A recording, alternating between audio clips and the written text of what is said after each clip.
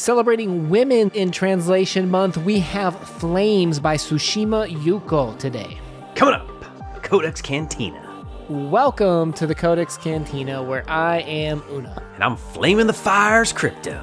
And if you are new around here, we take some of the most important literature that has influenced even today's writers. If you're down for a conversational approach to literature, hit that subscribe button to join us. And as always, we start off with publication information. Flames was published in 1979 in the literary magazine Gunzo, but is worth noting that from 1978 to 1979, there were 12 short stories that were collected into the novel called Territory of Light. And our version was translated by Geraldine Harcourt. And I had to kind of do a double take on the year that this was published. I would have guessed that this was easily published in like the 2000s. I was also a little bit baffled by that. I didn't realize it was as old as it was. I thought it was much more modern. Now, what we're doing is working through the Penguin Book of Japanese Short Stories, of which this was presented to us. It's kind of interesting that this is an excerpt, but it was released as a short story meant to be independent. I think we need to talk a little bit about that, about how this story sits independently and maybe where we might need to read the novel to get a bigger picture of things.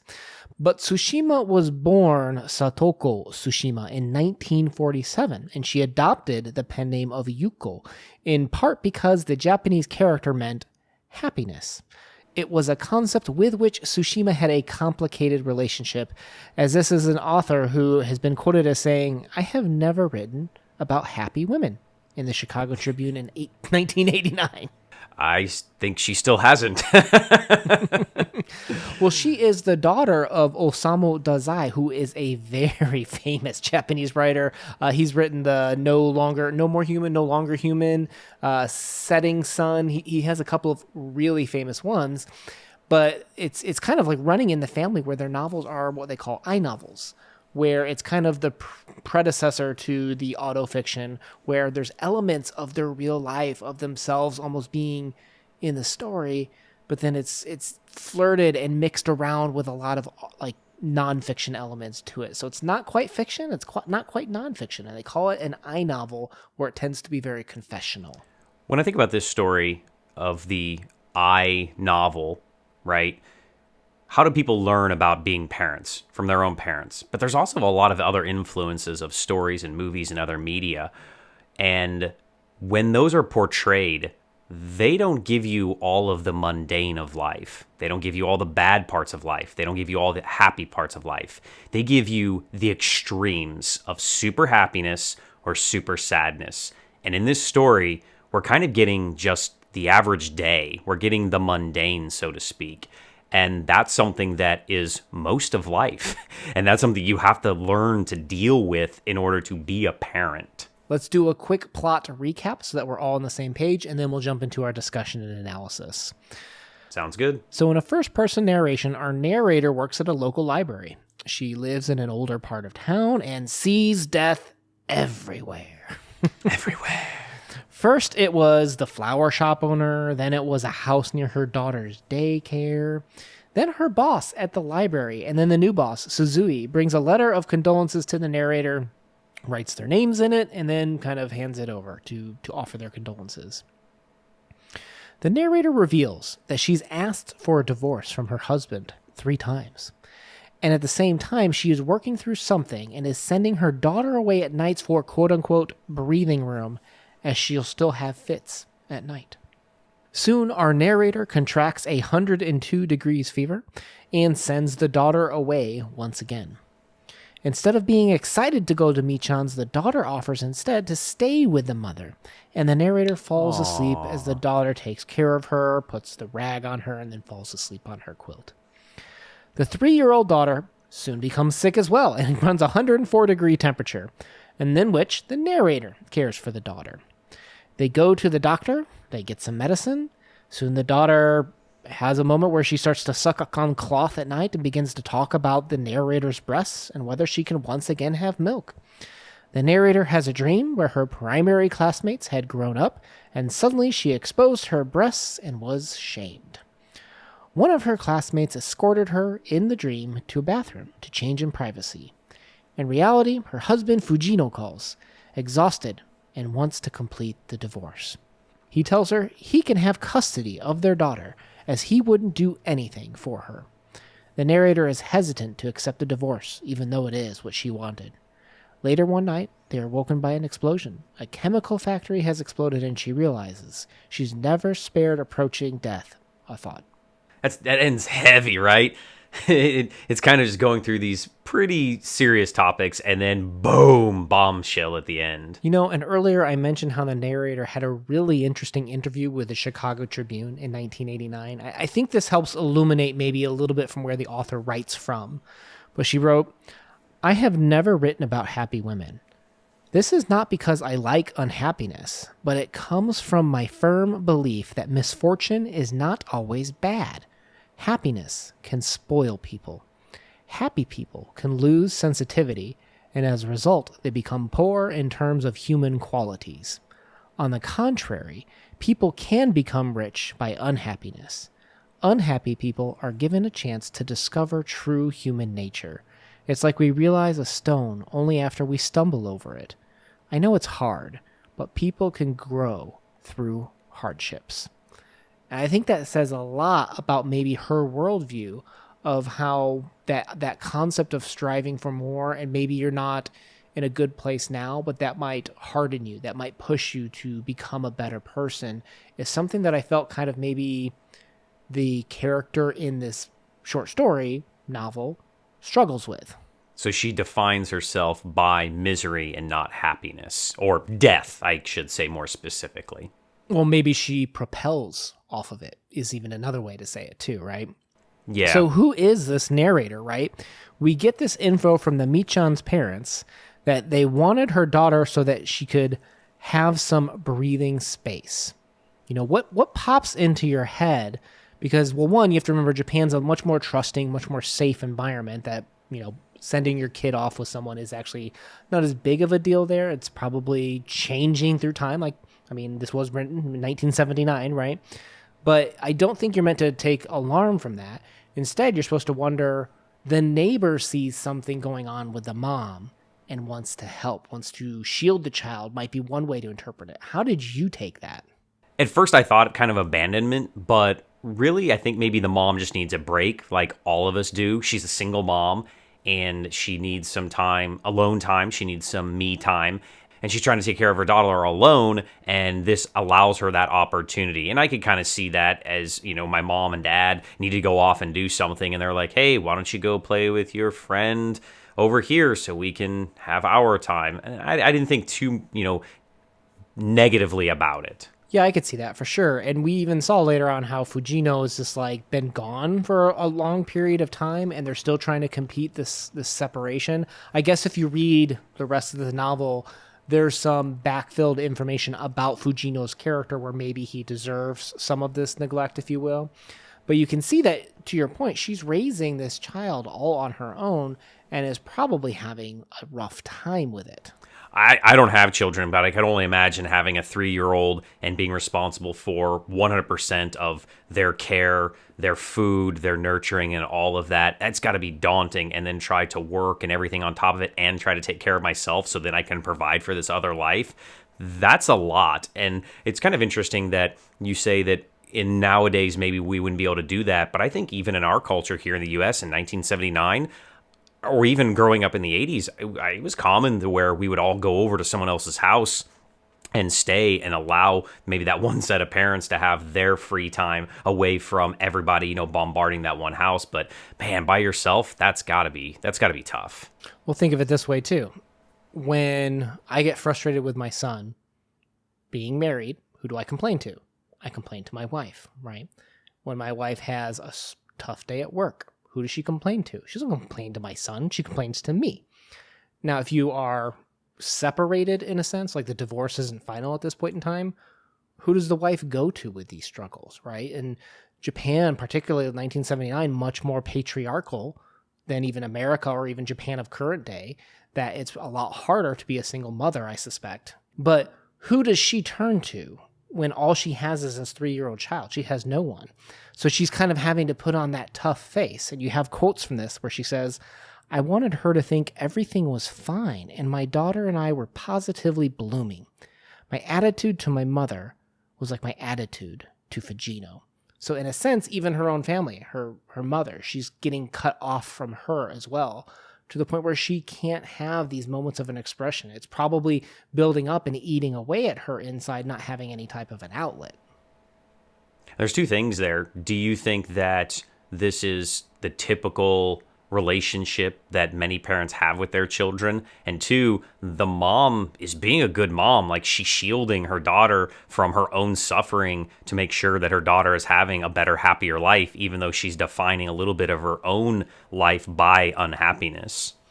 Well, and isn't it easy to put the martyr or the person who goes through suffering up on a pedestal, right? Sure. And yeah. I think the author here is even articulating a little bit of that of, why do I struggle to do this? Why do I struggle to put up with these things? We have a quote from an interview with her where she says, "A divorced mother chooses to be a good mother not only to gain social recognition, but also to be appreciated by her own children for not having abandoned them. I think children are a heavy burden for divorced women." And even though the focus was on that second part, for the children, to make sure that they know that someone loves them and that she's there for them, we just kind of glossed over real quick that first part. A divorced mother chooses to be a good mother not only to gain social recognition. So part of why it's like this confessional moment of, I'm admitting that sometimes I'm trying to be the good mother because that's what everyone else expects me to be.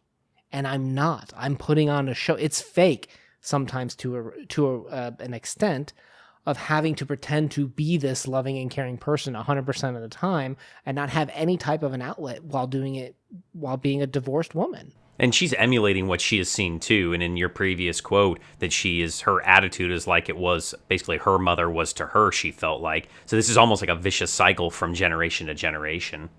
Well, it's like, how do you return to that healthy state too? Can you return to that healthy state?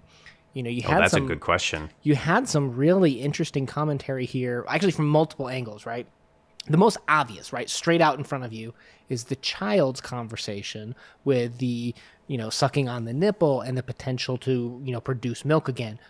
I can't produce milk again, like biologically. Like it doesn't come back. Once you're done with nursing, the female body is done with nursing, as far as I'm aware. Maybe there's a medical time where that's not true.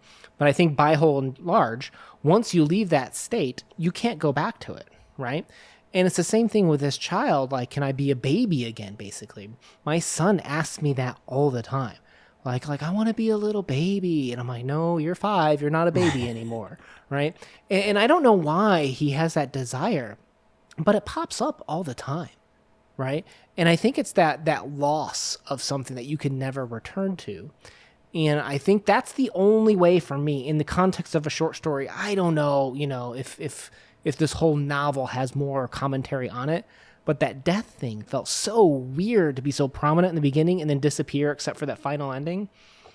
The only way I can kind of assign value to that, I think, is thinking about it being a state you can't return from, right? There's this commentary about the daughter not being able to return to a state of innocence and being a child again. The mother can't care for her in the way of nursing the way that she once did. And once you're dead, you can't return from that. So I think these people are even maybe struggling with those, you're never going to get back to that healthy state again. We got to figure out how to make this work the way it is today. A lot of loss through this story. The loss of life, the loss of innocence, the loss of the marriage, loss through all of this. And that's how some people define themselves, is through their loss, but they keep persevering and struggling and moving forward. You know what I would still love to see a little bit more of is that husband in the rest of these short stories / collected novel, if you will, because if he truly deserves it. So go out on the ledge with me, okay? This is a bad person and he's deserved to be separated from. Okay, so let's just say that's a given. Is he not totally gaslighting her when he's just like, yeah, this separation's what you wanted, right? This is what you needed. And she's like, well, I don't know. Is this what I wanted? And he's like, that's what you said. Like, he's kind of like leading her towards this, like, you wanted the separation. Even though it was him that was potentially the bad guy, this is pretty manipulative of a thing for a guy to do. And the fact that he also says, well, I can't provide for the kid anyway. You're doing fine without me, so I'll just go on my merry way and you'll be great no matter what I do. So let's just get the divorce. Again, with a little bit of speculation, but definitely pretty easy to paint that very negative picture of the husband. And I think the I novel was such an interesting way and best way perhaps to convey this scenario. That totally truthful exploration of having to fit into your expectations as a mother when you're like, oh, I don't know if I really want to do this. And it's hard sometimes. And sometimes you want to give up and you can't. But at the same time, there's those moments that you have with your child that it just provides you with such energy and you realize this is what you want. But filling that role 100% of the time is stressful. It's sometimes can't be done. And sometimes you're worried about causing this harm and putting yourself and your daughter in a state that you're not sure you're ever going to be able to return to. And I don't think if you tried to create it as purely fiction, if it would be felt by the reader in the same way that it does in this format, with it being kind of like a part confessional from the author. Yeah, kind of like we've said before, this I novel is so interesting of how this whole story is really character development, but there isn't a lot of character development. We don't know a lot about the child. We don't know a lot about the narrator. We don't know a lot about the neighbors. We don't know a lot about the husband. All of these characters, and we're still kind of guessing wishy-washy here. And I think that really to enjoy this, you kind of need the entirety of the novel, right? I mean, we have so little to go on. My feelings are, so moving into our subjective wrap-up and ratings here, and again, we'll leave a Yuko playlist down below for future short stories if we pick up this novel. But my feelings of this are very conflicted, where I actually really enjoyed the writing. I loved the experience of it. But when I'm done and I look at, like, I feel incomplete with like all those like death comments, and the wrapping and structure of this together weren't what I was used to. I don't know if I hold that against it, but something felt a little off with how it was structured. I think, you've asked this question before, and I've been thinking about that with the story. You sometimes ask me, who's this story for? Right? Like, what type of person am I writing this story for? And the only answer I can come at that makes sense with this story is the author. She wrote it for herself. She wrote it to make sense of these feelings that she's having. And I think if someone else can see the window or see, maybe just a little bit of empathy with people in that situations, I think that's a bonus, right? I think she wrote this for herself is the best way to describe it. So, maybe my feelings about it not being structured the way I want don't matter. Maybe it was structured the way the author needed it to. That makes sense. I like that. Yeah, I struggle giving a number to this one because I feel like it's not fair. I didn't enjoy it, so giving it a number is just going to add more to the negativity, and I don't want to do that. Based on kind of what you said, I feel like that this story is a stream of consciousness, and it doesn't have a purpose like the other stream of consciousnesses stories that we've read so far. And this one, it was all over the place. It needs more, right?